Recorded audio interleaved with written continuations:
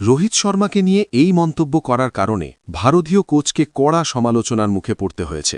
হ্যাঁ গাইজ, যেমনটা আপনারা সবাই জানেন, নিউজিল্যান্ডের বিরুদ্ধে রোহিত শর্মার প্রথম এবং দ্বিতীয় ওয়ানডে ম্যাচ খুব একটা ভালো যায়নি। এরপরে অ্যাসিস্ট্যান্ট কোচ রায়ান ট্যান্ডোশাটে তার সম্পর্কে মন্তব্য করেছিলেন। তিনি বলেছিলেন, এই সিরিজে রোহিত ততটা ফ্লুয়েন্ট দেখাচ্ছেন না যতটা তিনি সাধারণত থাকেন, আর সিরিজের মাঝখানে ক্রিকেট না খেলা তার জন্য একটি চ্যালেঞ্জ হয়ে উঠতে পারে। কিন্তু কিছু প্রাক্তন ক্রিকেটারের কাছে তাঁর এই বক্তব্য একদমই ভালো লাগেনি। মনোজ তিওয়ারি রোহিত শর্মার সমর্থনে বলেন, পুরো সম্মানের সঙ্গে আমি রায়ান ট্যান্ডোশাটেকে বলতে চাই, তিনি 4 বছর কেকেআরে আমার সঙ্গে ছিলেন। কোনো সন্দেহ নেই তিনি খুব ভালো মানুষ, কিন্তু তিনি যেভাবে এই মন্তব্য করেছেন আমার মনে হয় ভেবেচিন্তে বলা উচিত ছিল।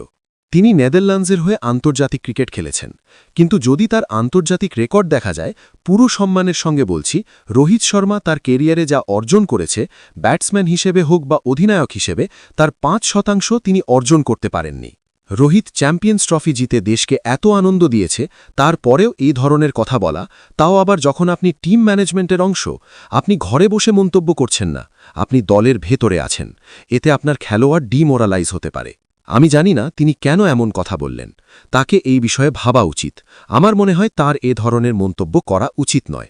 আকাশ চোপড়াও এই বিষয়ে কথা বলেন। তিনি বলেন, তিনি অর্থাৎ কোচ বলেছিলেন রোহিত শর্মার রান থেকে দূরে রয়েছেন। এটা শুনে আমি একটু অবাক হয়ে গেছি।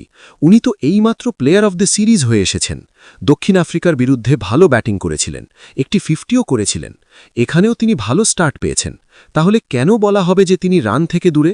আমার মতে এটা কোনো সমস্যাই নয়। পরের ওয়ানডে তো 6 মাস পরে। আমি ব্যক্তিগতভাবে এই টপিকে হাতই দিতে চাই না। আমি ভাবছি, এখনই বা কেন রোহিতকে নিয়ে কথা বলতে হবে?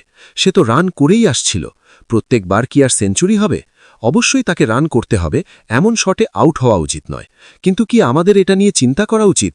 আমি তা মনে করি না। তাই আমি একটু অবাক। তিনি প্রেস কনফারেন্সে যা বলেছেন